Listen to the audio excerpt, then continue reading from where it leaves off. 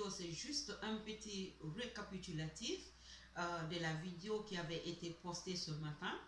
Voilà, je le fais juste parce que cette vidéo était en anglais, malgré que j'avais déjà fait la version française qui avait été déjà postée sur la page La Belle Dame et son secret. Voilà, il y a un mois de cela.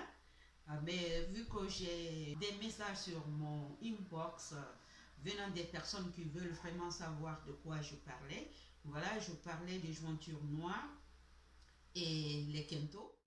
La cause de kento peut être quelque chose de génétique, ok? Parce que votre corps produit beaucoup plus de mélanine que normal. Et si vous avez un corps comme ça, forcément vous allez avoir des kento. Ou parce que vous utilisez des produits éclaircissants, ok, comme les produits contenant de l'hydroquinone. Donc si vous utilisez des produits comme ça, vous allez avoir les kento, ok.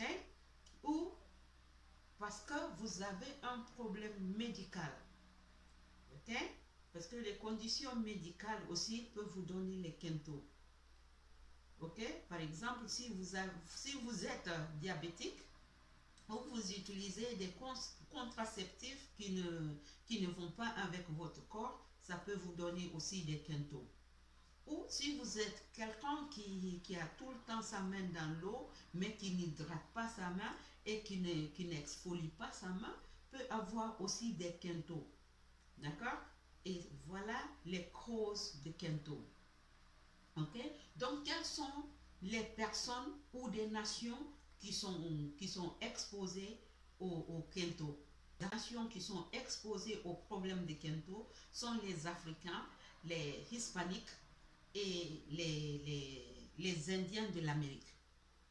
Pourquoi cette communauté ou cette nation, ces nations sont exposées aux problèmes de kento? C'est tout simplement parce que leurs corps produisent beaucoup plus de mélanine que normal. Okay? Donc il y a beaucoup de personnes qui vont me poser la question de savoir c'est quoi mélanine. Mélanine, c'est un pigment foncé. Okay? Et ce pigment donne la couleur à la peau. Ok, donc c'est ça la mélanine. Donc c'est quoi le rôle de la mélanine? Le rôle de la mélanine, c'est la protection pigmentaire contre les radiations UV. Ok, donc c'est ça le rôle de la mélanine. Ok, donc ça nous donne la coloration et puis ça nous protège aussi contre la radiation UV. UV. Bien. De kento, d'abord, si vous vous retrouvez avec un problème de kento, la première chose à faire, c'est de visiter votre médecin traitant. Ok? Si vous, pour dire que vous n'avez pas un problème médical, là, vous pouvez aller à la pharmacie. Il y a les pommades pour les kento dans toutes les pharmacies, ou les pommades de main parce qu'il faut hydrater sa main. Donc vous pouvez trouver ça dans les pharmacies. Ou vous pouvez faire des remèdes faits maison pour hydrater votre main, mais surtout il faut exfolier votre main. Rassurez-vous qu'à chaque fois que vous utilisez l'eau, vous allez prendre soin de votre main, tout comme vous prenez soin de votre visage. Ok?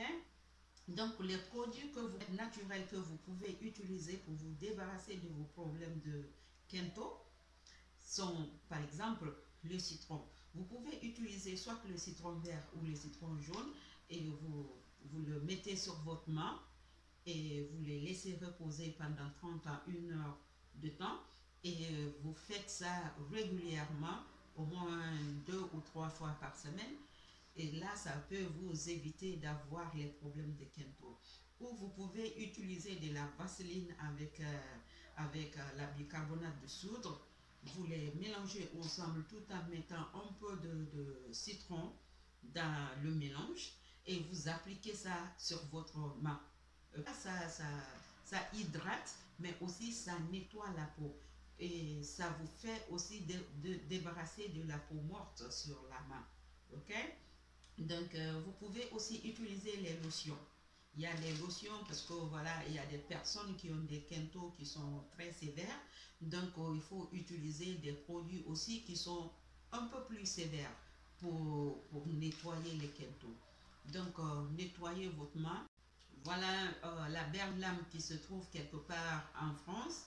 Et voilà, la dernière fois, je vous ai donné la liste des astuces, mais j'avais oublié quelque chose, c'était l'huile de ricin. J'avais oublié de vous donner ça. Donc, l'huile s'appelait l'huile de ricin. Donc, vous pouvez ajouter ça sur votre mélange pour que vous puissiez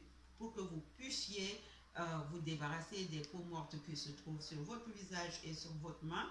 Et comme ça, je ferai un tour vers chez vous et nous allons continuer le traitement. D'accord? Donc, voilà, c'était la fin de cette vidéo.